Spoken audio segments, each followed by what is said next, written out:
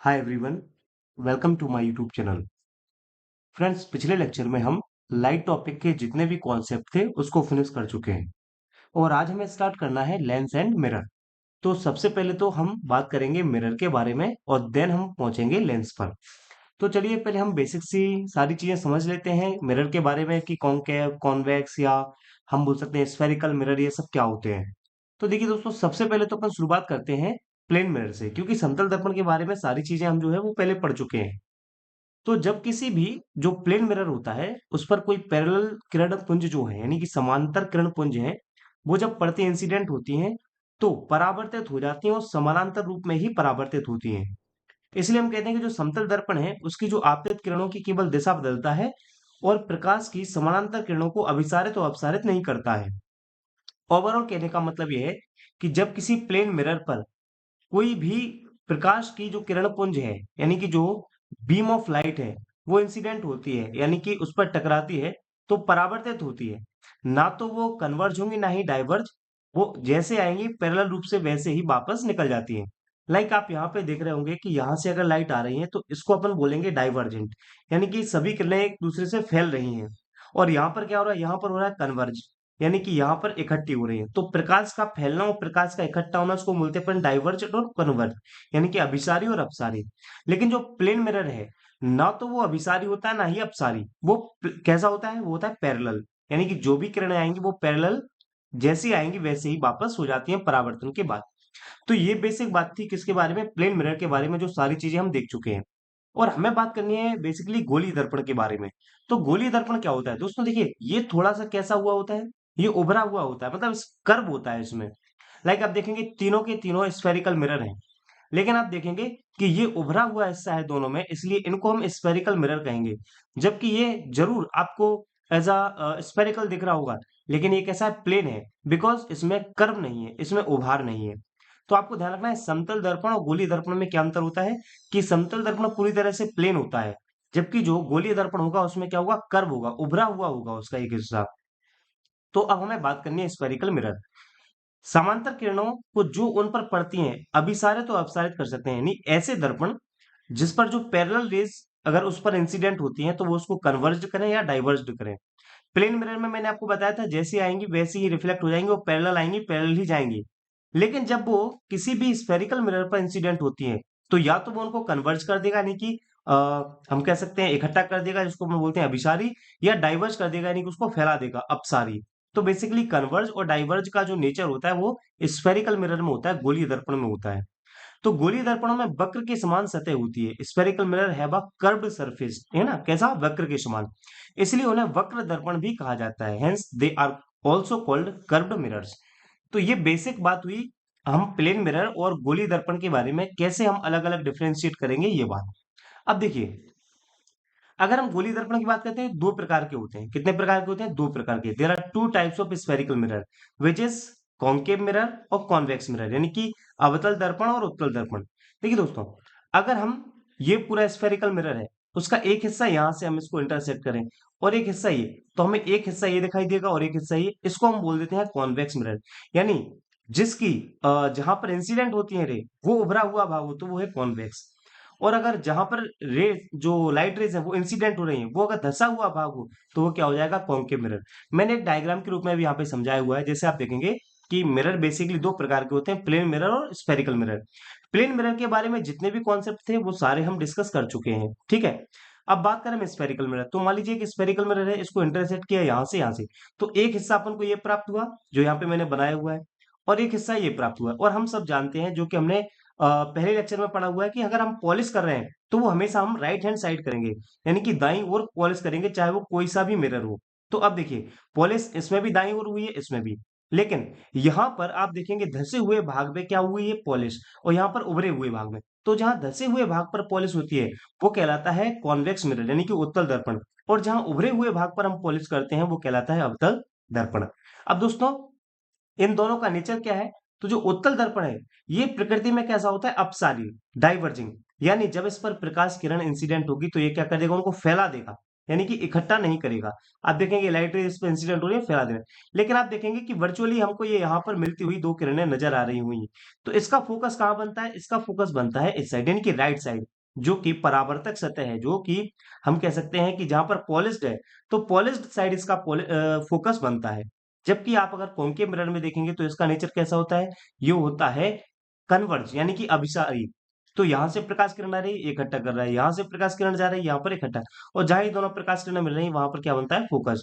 तो इसका फोकस जो है, अब मैं आपसे ऐसे कहना चाहता हूं, समझिएगा इसको। मान लीजिए ये कोई मिरर है और यहाँ कोई वस्तु रखी हुई है, उसका इमेज अगर यहाँ बन रहा है, तो ये कैसा है? ये वर्चुअल इमेज है, आभासी है, क्योंकि हम इसको अपने पर्दे पर नहीं उतार सकते हैं। लेकिन मान लीजिए यही इमेज यहाँ बन जाए, तो हम क्या कहेंगे कि ये रियल उसका प्रतिबिंब है। बिकॉज जहां पर पॉलिश होती है, पॉलिश साइड अगर कोई भी इमेज बन रही है, तो वो हमेशा कैसी रहेगी? वो रहेगी वर्चुअल, यानी कि उसको कहेंगे हम आभासी, क्योंकि उसको पर्दे पर नहीं उतारा जा सकता। लेकिन जो जहां से लाइट रेज इंसिडेंट हो रही है, वहीं उसका अगर इमेज बन रहा है, तो वो कैसा हो जाएगा अपने लिए? वास्तविक। तो मैं यही कहना चाहता हूं आपसे कि अगर पॉलिश्ड साइड, जहां पर पॉलिश्ड है, उस साइड अगर फोकस बनेगा, तो यहाँ पे आप देखेंगे पॉलिश साइड फोकस बन रहा है, तो ये फोकस कैसा होगा? जाहिर सी बात है, वर्चुअल होगा। लेकिन जहां लाइट रेज जहां से आ रही हैं, वहीं अगर उसका फोकस बन रहा है, तो वो कैसा होगा? रियल फोकस होगा। तो इन दोनों के बारे में क्या क्या बात याद रखनी है आपको? देखिए, जो स्फेरिकल मिरर होते हैं वो दो प्रकार के होते हैं, कॉन्वेक्स और कॉन्केव, यानी कि उत्तल और अवतल। उत्तल दर्पण अपसारी प्रकृति का होता है, यानी डाइवर्जिंग नेचर का होता है। वहीं अवतल दर्पण कन्वर्जिंग, यानी कि अभिसारी प्रकृति का होता है। उत्तल दर्पण द्वारा हमेशा आभासी फोकस बनता है, जबकि अवतल दर्पण द्वारा वास्तविक फोकस बनता है। इतनी बातें आपको समझ में आ गई होंगी। अब देखिए, अवतल दर्पण वह गोली दर्पण है जिसमें प्रकाश का परावर्तन अवतल सतह पर होता है अथवा अंदर की ओर मुड़ सकती है। क्या कह रहा है? देखिए, अवतल दर्पण, तो सबसे पहले अपना अवतल दर्पण देखना है। गोलीय दर्पण वह गोलीय दर्पण जिसमें प्रकाश का परावर्तन अवतल सतह, यानी अंदर की ओर मुड़ सतह है। तो देखिए, ये अंदर की सतह से मुड़ रहा है, ठीक। वहीं अगर उत्तल दर्पण में देखें, तो वैकुलिक दृश्य में प्रकाश का जो परावर्तन है वो उत्तल से यानी उभरी हुई सतह पर होता है। तो यहाँ पर कहाँ हो रहा है? उभरी हुई सतह पर परावर्तन हो। यहाँ हम कह सकते हैं अंदर की ओर मुड़ी हुई सतह पर क्या हो रहा है? परावर्तन हो रहा है। This is the difference between concave और कॉन्वेक्स मिरर। आइए अब इनको और अच्छे से समझते हैं। तो ये वही मैंने आपको बताया कि हार्ड सरफेस यहाँ पर है, यहाँ पर हार्ड सरफेस ये है, ठीक है। ये इसकी रिफ्लेक्टिव सरफेस है, ये इसकी रिफ्लेक्टिव सरफेस है। तो अगर यहाँ रिफ्लेक्टिव सरफेस है, तो समझ जाना कौन सा मिरर है ये है कॉन्केव। और अगर आप यहाँ पे देखेंगे, ये जो रिफ्लेक्टिव सरफेस है, तो आप समझ जाना ये कौन सा मिरर है? कॉन्वेक्स मिरर, ठीक। चलिए, तो अब पहले हम कुछ जो बेसिक पॉइंट है स्फेरिकल मिरर के बारे में वो समझ लेते हैं। देन आप देखिए, ये मान लीजिए स्फेरिकल मिरर है, तो हम सब जानते हैं स्फेरिकल मिरर में अगर हम इसको गोला मान ले, तो एक इसका सेंटर होगा, ये पूरा उसका रेडियस हो जाएगा, ठीक है। और यहाँ कहीं हम इसको फोकस मानेंगे, और ये होता है पोल। और पोल से फोकस के बीच की दूरी को हम फोकल लेंथ बोलते हैं, फोकस दूरी बोलते हैं। तो अब इन्हीं सभी के बारे में अपन को समझना है। तो सबसे पहले तो अपन जान लेते हैं कि प्रिंसिपल एक्सिस क्या होता है, जिसको अपन बोलते हैं मुख्य अक्ष।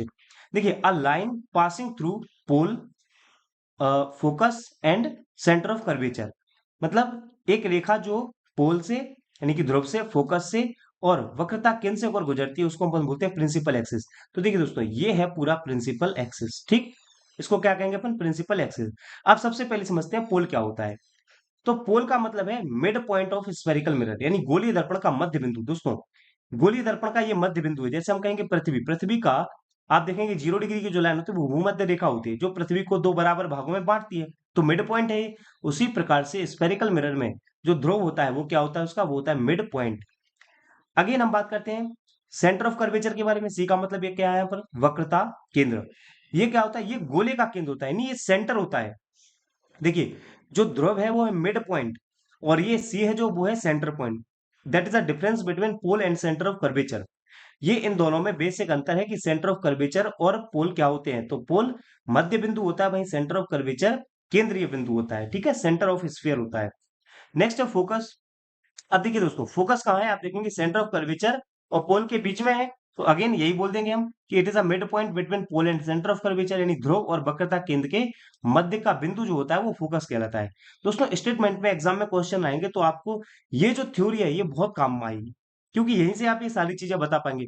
अगर मान लीजिए आपसे नॉर्मली कोई पूछता है कि फोकस क्या है, तो हम एक सेकंड के लिए स्तब्ध हो जाएंगे, हमें समझ में नहीं आएगा कि क्या बोलना है। बट आप अगर ये डायग्राम बनाते हो, इन चीजों को लिखते हैं, समझते हैं, तो आप सारे क्वेश्चंस का बिल्कुल अच्छे से आंसर कर पाएंगे। तो फोकस क्या है? तो फोकस आप बताओगे ये मध्य बिंदु है ध्रुव और वक्रता केंद्र के। अगेन फोकल लेंथ क्या है? तो दोस्तों देखो, ये फोकस से पोल के बीच की जो डिस्टेंस है वही तो फोकल लेंथ है। तो हम क्या कह सकते हैं? Focal length is the distance between pole and focus, यानी ध्रुव और फोकस के बीच की दूरी फोकल लेंथ कहलाती है। और अपना लास्ट जो इसमें टर्मिनोलॉजी है वो है रेडियस ऑफ कर्वेचर, वक्रता त्रिज्या। अगेन आप देखेंगे वक्रता त्रिज्या क्या है? जो सेंटर ऑफ कर्वेचर से पोल के बीच का डिस्टेंस है उसको अपन रेडियस ऑफ कर्वेचर बोलते हैं। तो हम क्या कह सकते हैं? वक्रता केंद्र एवं ध्रुव के बीच की दूरी ही रेडियस ऑफ कर्वेचर है। तो अभी आपको पूरे कॉन्वेक्स मिरर, कॉन्केव मिरर या जितने भी लेंस पड़ेंगे उनमें यही टर्मिनोलॉजी देखने को मिलेंगी। थोड़ा बहुत चेंज होगा, जैसे सेंटर ऑफ कर्वेचर वहां पर चेंज हो जाएगा, अदरवाइज सारी चीजें आपको वही देखने को मिलेगी। तो पोल क्या है, सेंटर ऑफ कर्वेचर क्या है, फोकस क्या है ना, फोकल लेंथ क्या है और रेडियस ऑफ कर्वेचर क्या है, ये सारी बातें आपको समझ में आ गई होंगी। अब बढ़ते हैं हम आगे। हमें देखना है कि इमेज फॉर्मेशन के क्या क्या रूल्स होते हैं, नियम। तो बेसिकली 4 नियम है दोस्तों। सबसे पहले हम बात करें रूल 1। तो कह रहा है कि इसमें जब कोई मुख्य अक्ष के समांतर आने वाली प्रकाश किरणें मुख्य फोकस से होकर गुजर जाती हैं परावर्तन के पश्चात, यानी कह रहा है कि ray parallel principal axis line after reflection actually pass through principal focus. भाषा में क्या लिखा है इतना इंपॉर्टेंट नहीं है, आप डायग्राम देखिए। ये जो लाइट रे आ रही है ये किसके समांतर आ रही है? हम कहेंगे मुख्य अक्ष के, ये मुख्य अक्ष है। तो जब ये परावर्तित हो रही तो कहां से गुजर रही है? फोकस से होकर गुजरती है, दैट इज फर्स्ट रूल। ये पहला नियम है। क्लियर है दोस्तों? तो पहला नियम क्या कहता है कि जब कोई प्रकाश किरण मुख्य अक्ष के पैरेलल आती है तो वो कहां से निकलेगी? फोकस से होकर गुजरती है परावर्तन के बाद। सेकंड रूल क्या कहता है? अब मान लीजिए यहां पर देखेंगे आप, ये जो लाइट रे ये कहां से होकर गुजर रही है? मुख्य फोकस से। तो परावर्तन के बाद किसके समानांतर होकर जा रही है? किसके पैरेलल होकर जा रही है? प्रिंसिपल एक्सिस, मुख्य अक्ष के समानांतर होकर जा रही है। तो दैट इज सेकंड रूल। तो सेकंड रूल में अपन क्या कह सकते हैं? यहाँ पे देखिए, जब मुख्य फोकस से गुजरने वाली रेखा परावर्तन के पश्चात मुख्य अक्ष की रेखा के पैरेलल होकर गुजरती है।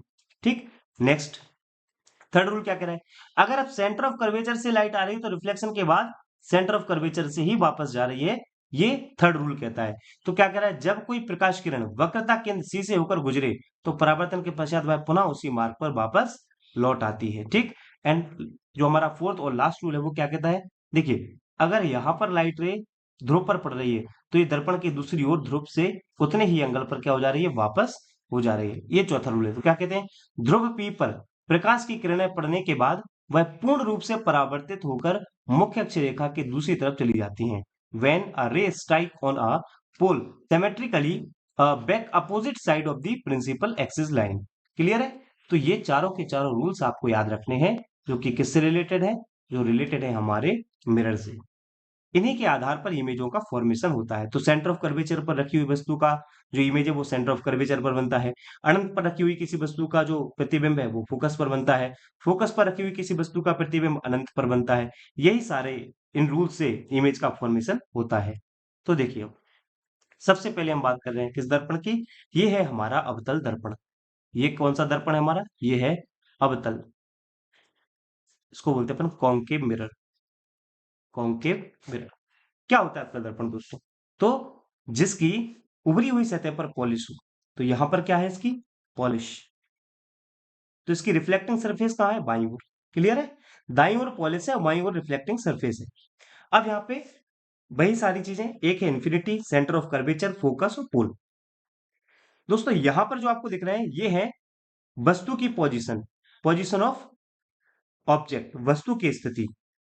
और यहाँ जो डायग्राम बने हैं ये है पोजीशन ऑफ इमेज, यानी कि जो प्रतिबिंब है उसकी स्थिति। तो दोस्तों यहाँ पे क्या समझना है आपको? देखिए, यहाँ पर जब नंबर 1 जो अनंत पर, तो अनंत पर क्या रखी है? वस्तु। तो एक का मैचिंग करेंगे अपन एक से, तो इसका प्रतिबिंब कहां बन रहा है? फोकस पर। यानी क्लियर बात क्या हुई कि अगर अवतल दर्पण पर वस्तु अगर अनंत पर रखी हो तो उसका प्रतिबिंब कहां बन रहा है? उसका प्रतिबिंब बन रहा है फोकस पर। कहां बन रहा है? फोकस पर। और दोस्तों ये सबसे छोटा प्रतिबिंब होता है, यानी कि हाईली डिमिनिश्ड होता है। अगर वस्तु 2 नंबर देखेंगे तो 2 कहां है? अनंत और सेंटर ऑफ कर्वेचर के मध्य में। तो 2 का इमेज कहां बन रहा है? फोकस और सेंटर ऑफ कर्वेचर के बीच में। ठीक। तो यहां पे क्या कह सकते हैं? अनंत और सेंटर ऑफ कर्वेचर के मध्य में रखी हुई वस्तु का जो प्रतिबिंब है वो फोकस और सेंटर ऑफ कर्वेचर के मध्य में बनता है। क्या कह रहे हैं? द ऑब्जेक्ट जो कहां पर रखा हुआ है? Between infinity and centre of curvature, the image formation between focus and centre of curvature. Clear? अब वस्तु अगर सेंटर ऑफ कर्वेचर पर ही रखी है, यानी वक्रता किन पर रखी, तो उसका प्रतिबिंब भी देखो कहां बन रहा है, सेंटर ऑफ कर्वेचर पर ही बन रहा है। अगर वस्तु सेंटर ऑफ कर्वेचर और फोकस के बीच में रखा है, तो आप उसका प्रतिबिंब देखिए चौथे नंबर का, सेंटर ऑफ कर्वेचर और इंफिनिटी के बीच में बन रहा है। यदि वस्तु इन्फिनिटी फोकस पर रखी हुई है, तो आप देखेंगे उसका जो प्रतिबिंब है वो कहां बन रहा है, इन्फिनिटी पर बन रहा है। और जब वस्तु फोकस और पोल के बीच में रखी है, तो आप देखेंगे ये दूसरी ओर दर्पण के कहां बन रहा है, पोल के दूसरी ओर, यानी पोलस वाली जो सतह है वहां पर बन रहा है। क्लियर है। अब यहाँ पर सारी बेसिक बातें जो आपको जाननी, वो क्या, कि सबसे छोटा प्रतिबिंब कहां बनता है, फोकस पर, सबसे बड़ा बनता है अनंत पर, और वस्तु से बड़ा बन रहा है यहाँ पर छठवें नंबर पर। ध्यान रखेंगे किसी भी एक्सिस के दो चीजें होती हैं, नेगेटिव और पॉजिटिव। तो जो इसके साइड है इसको अपन बोलते हैं नेगेटिव एक्सिस, वही है पॉजिटिव एक्सिस। और ध्यान रखेंगे दोस्तों, अगर हम यहाँ पर मैग्निफिकेशन पावर के रूप में इस इमेज के, इस दर्पण के द्वारा जो बनने वाली इमेजेस हैं उनका नेचर देखें, तो देखिए अगर हम अवतल दर्पण का मैग्निफिकेशन पावर देखते हैं, तो वो पॉजिटिव भी हो सकता है, नेगेटिव भी हो सकता है, इक्वल टू 1, लेस देन 1 और ग्रेटर देन 1 हो सकता है। मैग्निफिकेशन पावर क्या होता है, मैं आपको जो हमने अभी जहां पर प्लेन मिरर पढ़ा था वहां सारी चीजें डिटेल में बता रखी है। सीधी सीधी सी बात जानेंगे यहाँ पर कि अगर मैग्निफिकेशन पावर पॉजिटिव है, तो वो सीधी इमेज बन रही है, और जो इमेज सीधी होती है उसका संबंध हमेशा आभासी से होता है, वो वर्चुअल होती है। यदि नेगेटिव होता है तो कैसा इमेज बन रहा है, उल्टा। और जो उल्टा होता है वो हमेशा वास्तविक यानी कि रियल इमेज बनाता है। अगर मैग्निफिकेशन पावर 1 है, तो जितना वस्तु का हाइट है उतना ही जो इमेज है, प्रतिबिंब है, उसका आकार होगा। यदि m का यानी मैग्निफिकेशन पावर 1 से कम आती है, तो वो वस्तु से छोटा प्रतिबिंब है, और मैग्निफिकेशन पावर 1 से ज्यादा आती है तो वो वस्तु से बड़ा प्रतिबिंब है। अब दोस्तों समझिए, यहाँ पे देखेंगे आप कि सबसे छोटा ये बन रहा है, वस्तु के आकार का तीसरे नंबर का बन रहा है, और सबसे बड़ा कौन सा बन रहा है, पांचवें नंबर का। और आप देखेंगे वस्तु से बड़ा बन रहा है छठवें नंबर का। ये सभी की सभी, यानी पहले से लेके पांचवें तक के जो प्रतिबिंब है सभी के सभी उल्टे हैं। उल्टे हमेशा वास्तविक होते हैं। छठवें नंबर का जो प्रतिबिंब है वो सीधा है तो आभासी। तो बेसिकली अगर ये सारे हम चीजें देखते हैं, तो अवतल दर्पण का मैग्निफिकेशन पावर क्या है, पॉजिटिव भी है, नेगेटिव भी है, इक्वल टू 1 है, लेस देन 1 है, ग्रेटर देन 1 है। यानी कि पॉजिटिव नेगेटिव का मतलब क्या है, तो देखो ये सारी उल्टी है तो वास्तविक है, तो नेगेटिव हो गया उल्टा वास्तविक। ये पॉजिटिव है यानी कि सीधा है, आभासी है, तो ये पॉजिटिव हो गया। इक्वल टू 1 यानी वस्तु के आकार का, तो थर्ड नंबर की इमेज देखो वस्तु के आकार का है। लेस देन 1 वस्तु से छोटा, तो आप देखेंगे फोकस पर जो बन रहा है वस्तु से छोटा है। ग्रेटर देन 1 या लार्जर देन 1, तो आप देखेंगे पांचवा छठवा ये वस्तु से बड़े भी हैं। तो ये सारे जो नेचर है ये किसके हैं, अवतल दर्पण के। दोस्तों यहीं पे मैं आपको एक ट्रिक बता देता हूँ। आपको रिप्लेस करना है सेंटर ऑफ कर्वेचर को सेंटर ऑफ कर्वेचर से, फोकस को इन्फिनिटी से, और इन्फिनिटी को फोकस से। यानी मैं ये कहना चाह रहा हूं कि अगर आप यहाँ पर पोजीशन ऑफ इमेज ऑब्जेक्ट देखते हैं, यहाँ पर पोजीशन ऑफ ऑब्जेक्ट है, तो यहाँ पर रख लेते हैं अपन पोजीशन ऑफ इमेज। यानी कि यहाँ पर वस्तु की स्थिति है, तो यहाँ पर प्रतिबिंब की स्थिति।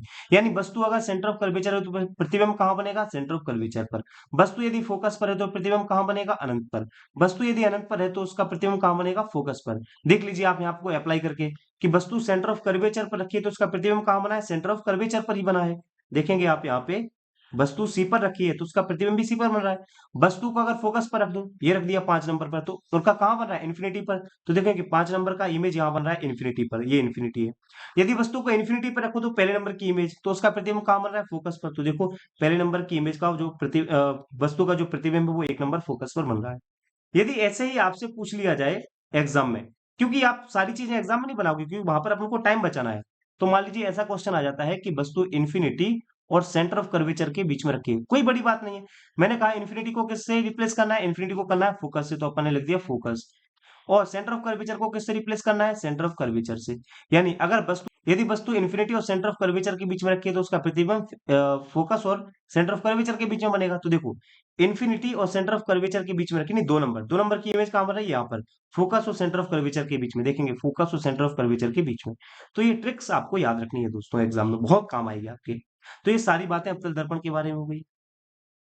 अब इन्हीं के आधार पर हम कुछ चीजें एक्स्ट्रा देख लेते हैं। जैसे जब वस्तु ध्रुव और फोकस के बीच में हो, तो मैंने बताया था जब वस्तु ध्रुव और फोकस के बीच में हो, तो देखिए ध्रुव और फोकस के बीच में हो, तो छठवें नंबर की इमेज कहां बना है, इस साइड। आप देखेंगे भाई सारी चीजें यहाँ पर बताई गई हैं कि दर्पण के पीछे बनेगी, आभासी बनेगी, सीधा बनेगा, और आवर्धित प्रतिबिंब बनेगा, यानी कि वस्तु से बड़ा होता है।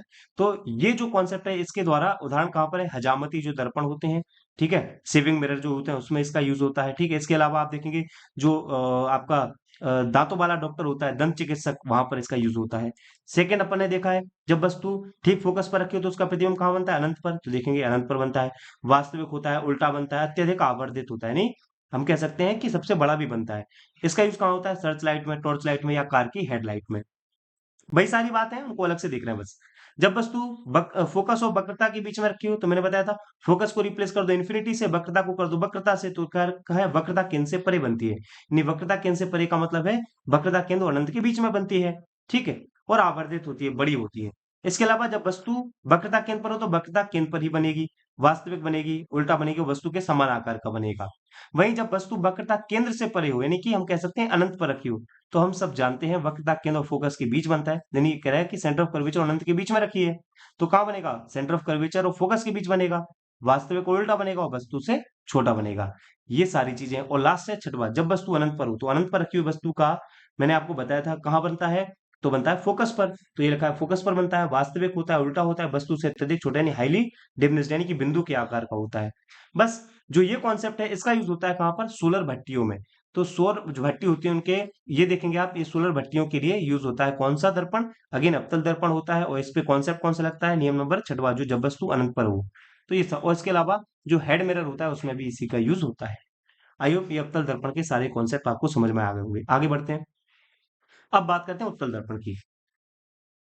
तो दोस्तों उत्तल दर्पण में आप देखेंगे, अगेन अब पॉलिश्ड है, अगेन दाएं हाथ पर, यानी कि अब धसी हुई सतह पर पॉलिश है, उभरी हुई सतह रिफ्लेक्टिंग सरफेस है। आप देखेंगे हमेशा ये पॉजिटिव एक्सेस है, नेगेटिव एक्सेस है। अब देखिए अगेन इन्फिनिटी होगा, सेंटर ऑफ कर्वेचर होगा, फोकस होगा, मैंने आपको बताया था उसका जो फोकस सेंटर ऑफ कर्वेचर है वो कहाँ है, दूसरी तरफ। ठीक, तो देखिए वस्तु अगर अनंत पर रखे, अनंत और सेंटर ऑफ कर्वेचर के बीच में रखो, सेंटर ऑफ कर्वेचर पर रखो, सेंटर ऑफ कर्वेचर फोकस के बीच में रखो, फोकस पर रखो, या फोकस और पोल के बीच में रखो, कहीं भी आप रख लीजिए, सारी इमेजेस फोकस और पोल के बीच में ही बन जानी है। दोस्तों ये आप देखेंगे पॉजिटिव एक्सिस पर है और ऊपर है, तो ये सभी के सभी सीधी हैं, और जो सीधा होता है वो हमेशा आभासी होता है। ये किस नेचर का है, ये अपसारी डाइवर्जेंट है, यानी कि ये प्रकाश किरणों को फैलाता है। तो देखिए जब सारी इमेजेस सीधी बन रही हैं और आभासी बन रही हैं, तो हम कह सकते हैं इसकी आवर्धन क्षमता कैसी है, ओनली पॉजिटिव। पॉजिटिव का मतलब है सीधा और आभासी। खास बात यह है कि इसमें जो मैग्निफिकेशन पावर है वो एक से छोटी, यानी वस्तु से छोटी, सभी की सभी इमेजेस प्रतिबिंब है जो वस्तु से, वो छोटे ही बनेंगे, किसमें, उत्तल दर्पण में। तो ये उत्तल दर्पण का सारा कॉन्सेप्ट है जो आपको याद रखना है। अब देखिए दोस्तों, तो भाई जब वस्तु ध्रुव और अनंत के बीच में हो, जब वस्तु ध्रुव और अनंत के बीच में हो, तो उसका जो प्रतिबिंब है वो ध्रुव और फोकस के बीच में बनेगा, दर्पण के पीछे बनेगा, आभासी और सीधा बनेगा, वस्तु से छोटा बनेगा। जब वस्तु अनंत पर हो तो फोकस पर बनेगा, दर्पण के पीछे बनेगा, आभासी और सीधा, वस्तु से अत्यधिक छोटा। मैंने आपको ये बताया है कि यहाँ पर सारी इमेजेस वस्तु से छोटी होंगी। आप कहीं भी इमेजेस रख लिए, सभी की सभी फोकस से पहले बन जाएंगी। बस ध्यान रखना है, जो अनंत पर रखा है उसका जो है वो फोकस पर ही बनेगा, और जो फोकस और पोल के बीच में रखा है वो भी फोकस और पोल के बीच में कहीं बनेगा। तो ये सारी बातें उत्तल दर्पण के बारे में। अब हम इनके एग्जाम्पल देख लेते हैं कि अब तक उत्तल दर्पण के यूज कहाँ कहाँ होते हैं। तो देखो, अवतल दर्पण का यूज है सौंदर्यता के दर्पण में, हेडलाइट ऑफ कार देखा था, खोज बत्ती यानी कि सर्च लाइट में। इसके अलावा विजुअल बम डिटेक्टर में, सेविंग मिरर में, डिस एंटीना में। इसके अलावा डेंटिस्ट यानी कि जो दंत चिकित्सक होते हैं। इसके अलावा ईएनटी डॉक्टर यानी कि ईयर नोज थ्रोट वाला जो डॉक्टर होता है वहां पर भी। 5 स्टार होटल में इसका यूज होता है। कॉस्टली जो सैल्यून होते हैं वहां पर यूज होता है। सोलर भट्टियां जो भी अपन ने देखा है सोलर कुकर में। और वैनिटी विन जहां पर एक्टर्स वगैरह अपना रेडी होते हैं तो उसको बोलते हैं वैनिटी विन। इन सभी जगह यूज होता है अवतल दर्पण का। उत्तल दर्पण का जो आपने एम्बुलेंस देखा होगा लिखा हुआ, वहां पर इसका दर्पण होता है। इसके अलावा पर्वतीय क्षेत्रों में जो तीव्र मोड़ होते हैं वहां पर यूज होता है। बैक एंड साइड मिरर में यूज होता है। एटीएम एंड मॉल्स में सुरक्षा सिक्योरिटी के लिए यूज होता है, कोचिंग्स में। इसके अलावा नून एज सिक्योरिटी मिरर, चूंकि ये सुरक्षा का काम कर ले, इसलिए इसको सिक्योरिटी मिरर भी कहते हैं, जबकि इसको ब्यूटी मिरर कहते हैं। हाईली हम देखेंगे कि जितनी भी बड़ी बड़ी इमेजेस हैं उनको छोटा बनाने में इसका यूज होता है, यानी कि बड़े आकार के प्रतिबिंब आप देखेंगे। जो आपकी कार या बाइक का जो साइड मिरर होता है उसमें आप देखेंगे पीछे का बहुत बड़ा बैकग्राउंड छोटी सी इमेजेस आपको ये बना के दे देता है। तो बड़े आकार के प्रतिबिंबों को बनाने में उत्तल दर्पण का यूज है। इसके अलावा वॉल डेकोरेशन में, और इंस्पेक्शन मिरर ऑफ रिपेयरिंग, जो कार वगैरह मोटर वगैरह रिपेयरिंग के जो भी आप देखेंगे शॉप वगैरह होती है वहां पर इंस्पेक्शन मिरर के रूप में भी इसका ही यूज होता है। क्लियर है। अब हम इसका मिरर फॉर्मूला और थोड़ा सा मैग्निफिकेशन फॉर्मूला और देखेंगे। इसके बाद नेक्स्ट लेक्चर में हम इसके न्यूमेरिकल को कवर करेंगे, और देन हम फिर लेंस वाले टॉपिक को फिनिश करेंगे, और हमारा लाइट वाला टॉपिक पूरी तरह से फिनिश हो जाएगा दोस्तों। अगर आपको ये लेक्चर पसंद आ रहा हो तो वीडियो को एक लाइक जरूर करिएगा। चलिए तो देख लेते हैं अपन दर्पण सूत्र। दर्पण सूत्र बेसिकली होता है 1/f बराबर 1/u प्लस 1/v। बेसिकली ये फोकल लेंथ, वस्तु की स्थिति और प्रतिबिंब की स्थिति के बीच में एक रिलेशन है, संबंध है दोस्तों। अगर ये लेंस हो जाएगा तो यहाँ पर बस माइनस आ जाएगा, इतना अंतर होता है लेंस और मिरर फॉर्मूले में। तो जो मिरर फॉर्मूला है उसमें प्लस है और जो लेंस फॉर्मूला है उसमें माइनस होगा। अब यू क्या है दोस्तों, यू है position of object from the mirror, यानी दर्पण से वस्तु की स्थिति। हम वस्तु को कहाँ रखते हैं, हमेशा नेगेटिव एक्सिस पर रखते हैं, इसलिए हमें वस्तु को हमेशा नेगेटिव मानना है। देखिए दोस्तों, हमेशा हम नेगेटिव एक्सिस पर रख रहे हैं, देखिए यहाँ पर रख रहे हैं, ये नेगेटिव एक्सिस होता है, तो इसको हमेशा अपन नेगेटिव कंसीडर करेंगे। जो भी क्या है, भी है position of image from the mirror, दर्पण से प्रतिबिंब की दूरी भी कहलाती है। ये नेगेटिव भी हो सकती है, पॉजिटिव, यानी अगर आपकी इमेज उल्टी बन रही है, वास्तविक बन रही है, तो समझ जाना उसका अपन मान नेगेटिव रखेंगे। और यदि वस्तु सीधी बन रही है, आभासी बन रही है, तो समझ जाना आप उसका अपन मान जो है वैल्यू पॉजिटिव। मान लीजिए कोई कहता है कि 20 सेंटीमीटर की दूरी पर है प्रतिबिंब, और वो उल्टा प्रतिबिंब है, तो अपन माइनस का 20 कंसीडर करेंगे उसको, फिर 20 नहीं लिखेंगे। न्यूमेरिकल यहीं पे अगर आपसे गलत होंगे तो अगर आप इस कॉन्सेप्ट को भूल जाओगे। अगला है एफ, एफ मतलब है फोकल लेंथ। फोकल लेंथ दोस्तों नेगेटिव भी होती है पॉजिटिव, लेकिन नेगेटिव किसकी होती है, अवतल दर्पण की, स्टार्टिंग में हम देख चुके हैं। और पॉजिटिव किसकी होती है, उत्तल दर्पण की, यानी कि कॉन्वेक्स मिरर की। इसी आधार पर हम सारे न्यूमेरिकल सॉल्व करेंगे, जो कि हम नेक्स्ट लेक्चर में कवर करेंगे। आगे बढ़ते हैं तो यही सारी बातें बताएंगे। दर्पण या लेंस के सामने जो मापी गई दूरी होती है वो ऋणात्मक लेनी होती है, दर्पण या लेंस के पीछे मापी गई दूरी धनात्मक होती है। वस्तु की दूरी हमेशा ऋणात्मक लेनी है, आपको मान के चलना है। वस्तु की ऊंचाई हमेशा धनात्मक लेनी है। सीधा प्रतिबिंब की ऊंचाई हमेशा धनात्मक, उल्टे प्रतिबिंब की ऊंचाई ऋणात्मक, अभी बताया मैंने। अवतल दर्पण और अवतल लेंस की फोकस दूरी ऋणात्मक होती है, उत्तल दर्पण उत्तल लेंस की फोकस दूरी धनात्मक होती है। ये बात हम जब लेंस कवर करेंगे तब देखेंगे। क्लियर है। अब हम देख लेते हैं लास्ट हमारा आज का, कि मैग्निफिकेशन पावर क्या होती है। हम सब जानते हैं m बराबर होता है H I upon H O, height of image upon height of object, starting में बता चुका हूं मैं आपको। इसके अलावा अन्य फॉर्मूला क्या क्या हो सकते हैं, ये जो न्यूमेरिकल आएंगे उसके अकॉर्डिंग ये सारे फॉर्मूले हमें फिट करने हैं। m बराबर माइनस बी अपॉन यू भी होता है यहाँ। इसके अलावा एच आई बराबर एम प्लस एच ओ हो सकता है, नहीं एच आई बराबर एम प्लस एच ओ हो जाएगा। m बराबर F minus B upon F होता है, m बराबर F upon F minus U होता है। ये सारे फॉर्मूले मैग्निफिकेशन पावर। यदि m का मान पॉजिटिव आता है तो समझ जाना जो इमेज है वो सीधी है, आभासी है। m बराबर नेगेटिव आता है तो प्रतिबिंब उल्टा है, वास्तविक है। यदि बराबर बनाता है तो प्रतिबिंब का आकार वस्तु का आकार बराबर है। यदि m इज ग्रेटर देन बनाता है तो प्रतिबिंब का आकार बड़ा होगा वस्तु के आकार से। m इज लेस देन बनाता है तो प्रतिबिंब का आकार छोटा होगा वस्तु के आकार से। ये सारी बातें आपको दोस्तों याद रखनी है।